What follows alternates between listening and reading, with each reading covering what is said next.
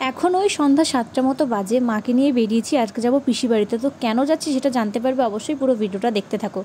ফার্স্টেই আসলাম বাজারে একটা রূপোর দোকানে, যেখান থেকে কিছু গিফট নেওয়ার ছিল আমাদের। কিছু না, মিনিমাম একটা গিফট নেবো, তার কারণ আজকে পিসি বাড়িতে যাবো, ভাইপোর বার্থডে আছে। বাইরে আমার গাড়িটা দাঁড় করানো আছে দেখো, আর এইদিকে আমরা গিফট নিয়ে কিন্তু ফাইনালি পিসি বাড়িতে চলে এসেছি। এই যে আমার ভাইপো ফুচকা স্টল বসিয়েছে, তো সবার ফার্স্ট লাইনে কিন্তু ওই দাঁড়িয়েছে, ফার্স্ট ফুচকাটা ওই ট্রাই করেছে যে আমার বার্থডে আমি আগে খাবো। আর এই যে ভাইপো, ওকে আমি একটু কোলে বসিয়ে নিয়ে ওকে হ্যাপি বার্থডে উইশ করলাম, আর দেন ওকে গিফটটা দিলাম। আমরা নিয়ে এসেছিলাম একটা রূপোর পেন, ওকে ওর গিফটটা দিলাম আর বললাম ভাইপো তোমার পছন্দ হয়েছে কিনা এটা। ও বললো যে হ্যাঁ পেপি খুব পছন্দ হয়েছে। আর ও তো ফার্স্টে বুঝতেই পারিনি যে এটা একটা রূপোর পেন, ও তো ভেবেছিল এটা হয়তো বা গোপালের বাঁশি নিয়ে গেছি আমরা।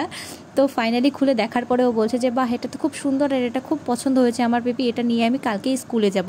তো যাই হোক, ওকে গিফটটা দেওয়ার পর ওকে দেখো এখানে কেক কাটিংয়ের জন্য বসানো হয়েছে। একে একে সবাই আশীর্বাদ করে নিল বড়রা, যেমন আমার পিসে মশাই, পিসি, বৌদি।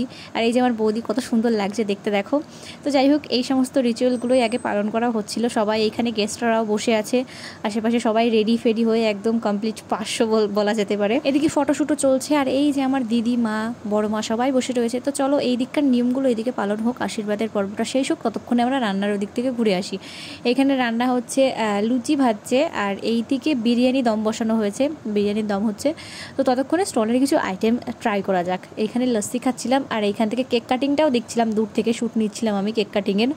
তো কেক কাটিং হলো, আর বার্থডে সেলিব্রেশন মানে তো কেক কাটা হলো, তো বার্থডে অর্ধেক শেষই হয়ে গেল, তাই না? তো বার্থডে কেক কাটিংয়ের পরে আমরা খাওয়া দাওয়ার মেইন কোর্সে আসি। মেইন কোর্সের মেইন আইটেমে কী কী ছিল সঠিক আমার সত্যিই মনে নেই, আমি বলতে পারবো না। অনেক দিন বাদে ভিডিওটা আমি এডিট করছি, সময়ের অভাবে এডিট করা হয়েছিল না। তো যখন আমি ভিডিওটা এডিট করি তখন আমি দেখছিলাম যে আমি মাটন বিরিয়ানি খাচ্ছিলাম, সেখানে একটু মিষ্টি টু শ্যুট আছে।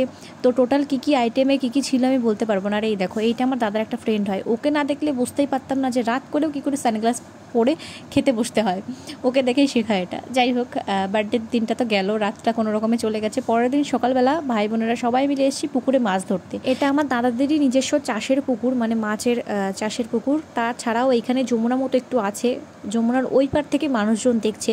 যেহেতু অনেক মানুষ মিলে মাছ ধরতে নেমেছে, প্রচুর চেঁচামেচি হচ্ছিলো, চিৎকার চেঁচামেচি করে আনন্দ করে মাছ ধরা হচ্ছিলো, ওই জন্য ওপার থেকে মানুষজনগুলো দেখছিল তাকিয়ে তাকিয়ে যে কী হচ্ছে, ওই পাশে মাছ ধরছে ওরা আনন্দ করে, সেটাই দেখানো হচ্ছিল।